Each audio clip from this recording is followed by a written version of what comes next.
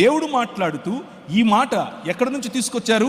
దేవా నీ సింహాసనము తరతరములు ఉంటుంది, దేవా నీ సింహాసనము నిరంతరము నిలుచున్నది, నీ రాజదండము న్యాయార్థమైనది అని ఎవరి గురించి మాట్లాడుతున్నారు? ఇక్కడ ఎవరు మాట్లాడుతున్నారు?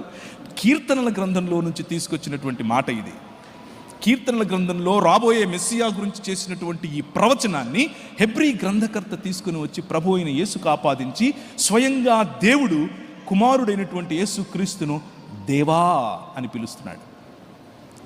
దేవుడే తన కుమారుడిని దేవా అని పిలిస్తే మన ప్రశ్న ఏంటి? ఇంకా what is your question now?